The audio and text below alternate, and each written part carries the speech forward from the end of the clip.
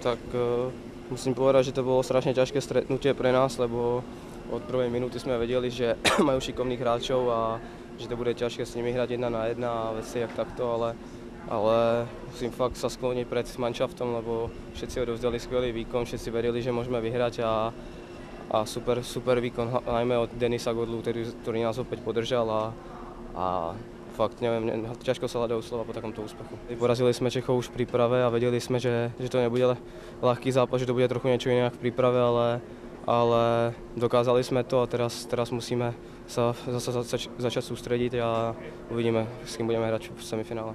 Tak stať sa môže hocičo, ale každý zápas a vlastne pre nás už toto je obrovský úspech, takže musíme sa začať sústrediť na ďalšieho supera, ešte nevieme, kto to bude, ale všetko je možné. Porazili sme Fínov, ktorí to obhajovali a keď sa dobre pripravíme a budeme hrať to, čo si povieme a hrať ako jeden tým, tak je možné všetko. Máme tu čest sa s tou Kanadou stretnúť znovu a trošku si tú reputáciu napraviť tu v Kanade.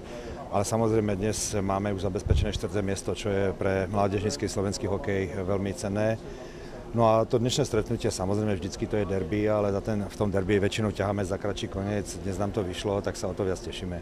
Tak priznám sa, že som pozrel všetky zápasy. Hovorím si, keď máme túto šancu, že väčšinou dostávame Kanadu, Ameriku alebo Švédov a dostali sme teda ten český tím, tak naozaj pozrel som všetky zápasy, čo český tím odohral.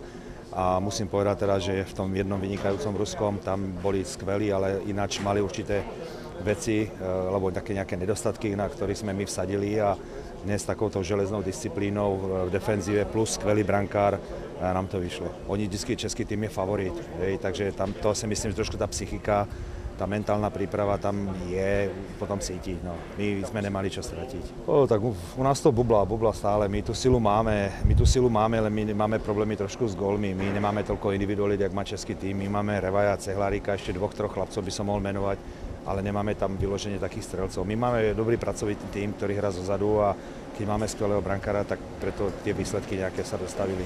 Tak jak som to teraz spomínal, my nemáme na nejakú otvorenú hru, hej.